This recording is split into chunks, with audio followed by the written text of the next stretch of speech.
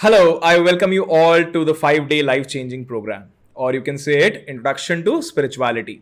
Before we begin with the 5 days, उससे पहले हमें एक टास्क कंप्लीट करना रहेगा और कहीं ना कहीं ये जो एक मैं ब्रीदिंग एक्सरसाइज आपको यहां पे बताने जा रहा हूं, ये ब्रीदिंग एक्सरसाइज आपको थ्रू आउट दीज 5 डेज भी करनी ही है। एटलीस्ट इन 5 दिन तक तो करें ही सही, उसके बाद भी मैं तो सजेस्ट करूंगा कि करो, बट फिर वो आपके हाथ में रहेगा कि आप उसको इंप्लीमेंट करना चाह रहे हो अपनी लाइफ में, फॉलो करना चाह रहे हो इन सारी लर्निंग्स में, नहीं करना चाह रहे। But the thing is, if you want some results, if you want to see some results, this is one of the must exercises you must do. ये ब्रीदिंग एक्सरसाइज क्या है?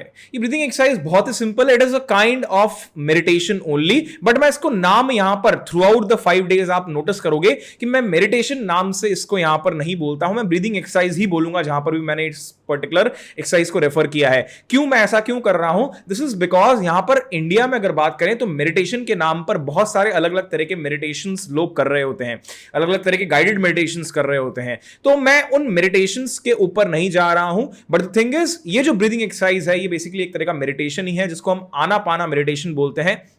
और इस आनापाना मेडिटेशन को आपने सिंपली करना है। अब कैसे करना है मैं हल्का से आपको हिंट देता हूं, और साथ ही साथ में मैं डिस्क्रिप्शन बॉक्स में इस पर्टिकुलर वीडियो के एक लिंक ऐड कर दूंगा जो एसएन गोयनका जी का लिंक है। बेसिकली उनके एक रिकॉर्डिंग है 40 मिनट के आसपास की आनापाना मेडिटेशन की। कई बार मैं भी इस्तेमाल करता हूं उसको, कभी अगर जरूरत लगती है तो। और मेरा सजेशन रहेगा आपको कि आप अगर फर्स्ट टाइम कर रहे हो तो एक बार उसके थ्रू कर लेना, बाकी फिर आप बैठ करके नॉर्मली बिना उसे चलाए भी आप आनापाना मेडिटेशन करोगे तो कुल मिलाकर के ये ब्रीदिंग एक्सरसाइज अगर करोगे तो बहुत इजीली आप कर पाओगे। बहुत ही आसान है। क्या करना है? बहुत सिंपल है। पहला सजेशन मेरा ये रहेगा कि आप जब भी ये मेडिटेशन कर रहे हो, ब्रीदिंग एक्सरसाइज कर रहे हो, कुल मिलाकर के इसको अर्ली मॉर्निंग करो, उठते ही करो। क्यों? उसके बाद अगर करेंगे तो कोई दिक्कत है क्या सर? नहीं, कोई दिक्कत नहीं है। आप दिन में कभी भी कर सकते हो, इनफैक्ट रात को भी कर सकते हो। बट द थिंग इज, क्या होगा कि आप दिन में अब अगर कभी करोगे या फिर रात के टाइम करोगे तो आपके माइंड में ऑलरेडी बहुत सारे थॉट्स चल रहे होंगे और माइंड को फोकस करना मुश्किल पड़ेगा, आपको ही मुश्किल पड़ेगा वो चीज में। तो कुल मिलाकर के मेरा सजेशन पर्सनली ये रहेगा कि आप उसको सुबह उठते ही कर लो, बेहतर रहेगा। बेहतरीन रिजल्ट्स आपको देखने को मिलेंगे उसमें। आपका माइंड बहुत इजीली फोकस हो जाएगा कंपैरेटिवली कि आप उसको रात को या दिन में कर रहे हो तो। दूसरा मेरा सजेशन, इसको आप कभी भी फिजिकल एक्सरसाइज या फिजिकल एक्टिविटी करने के बाद मत करना, बिकॉज यहां इस पर्टिकुलर ब्रीदिंग एक्सरसाइज में हमारा मेन फोकस ये रहता है कि कुल मिलाकर के हम अपनी नेचुरल ब्रेथ को, जो स्वाभाविक सांस है, उसको हम ऑब्जर्व कर रहे हैं एज इट इज, विदाउट उसमें कोई एडिशन करे हुए या विदाउट उसमें कोई नाम जोड़े हुए। उस तरह से हम बिल्कुल स्वाभाविक सांस जो एज इट इज आ रही है उसको ऑब्जर्व कर रहे हैं।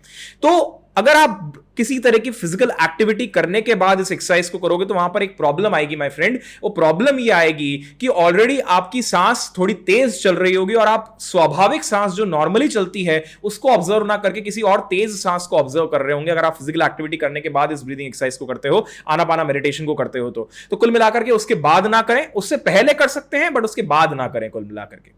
बाकी करना कैसे है? बहुत ही सिंपल है। किसी खाली इन द सेंस कहीं ना कहीं रूम में बैठ जाएं, ऐसी जगह पे बैठें जहां पर कोई और आपको डिस्टर्ब ना करे, लगभग 40 मिनट तक। तो मिनिमम 40 मिनट तो बैठे ही सही, ताकि आपको थोड़ा फायदा नजर आएगा उसका कुल मिलाकर के। अच्छा, बैठ करके क्या करना है सर? बैठना कैसे? कुल मिलाकर के मैं सजेस्ट करूंगा, मैं खुद भी क्रॉस लेग्स ही बैठ रहा होता हूं, मतलब कि आलती पालती मार करके बैठ रहा होता हूं मैं। और मैं जनरली अपने बिस्तर पर बैठ जाता हूं, नीचे एक कुशन लगा करके कुल मिलाकर के। तो आपको सीटेड पोजीशन में रहना है, कंफर्टेबली सीटेड पोजीशन में रहना है।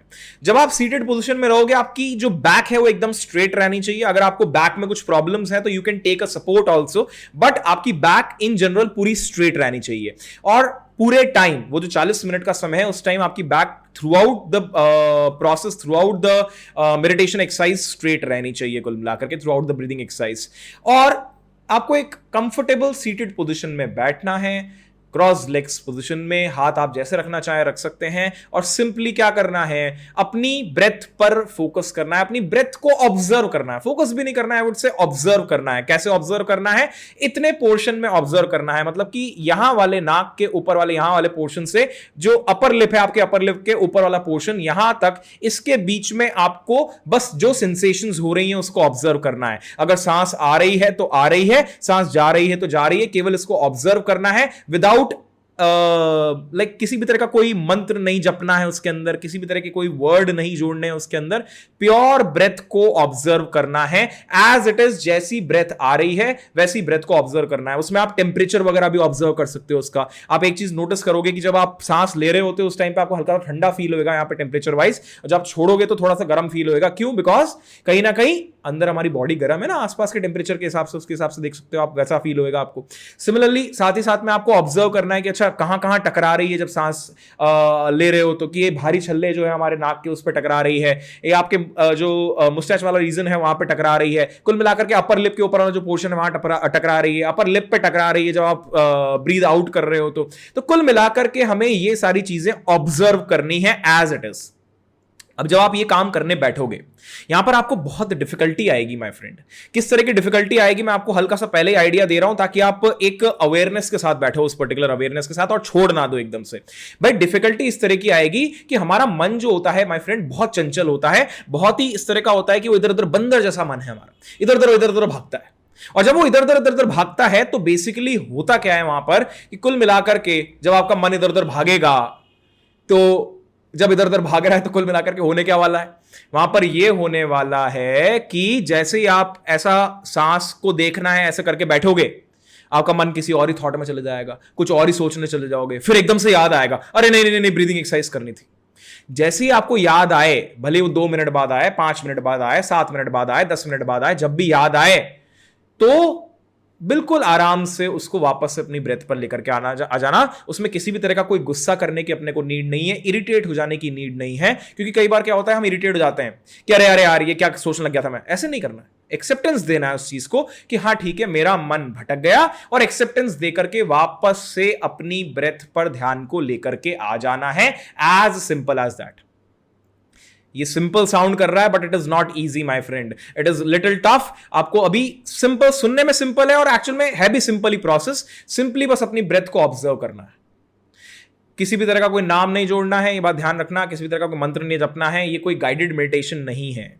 मगर फॉर स्टार्टर्स आप क्या कर सकते हो, वो जो एक मैं यहां पर लिंक अटैच कर रहा हूं नीचे, एक वीडियो का लिंक अटैच कर रहा हूं, ऑडियो फाइल ही है वो, मोटा मोटा अगर देखेंगे तो 40 मिनट की ऑडियो फाइल है वो। पहली बार में आप चला करके कर लेना, दूसरी बार में मैं सजेस्ट करूंगा, दूसरी तीसरी बार में तो उसको हटा देना, उसको मत चलाना।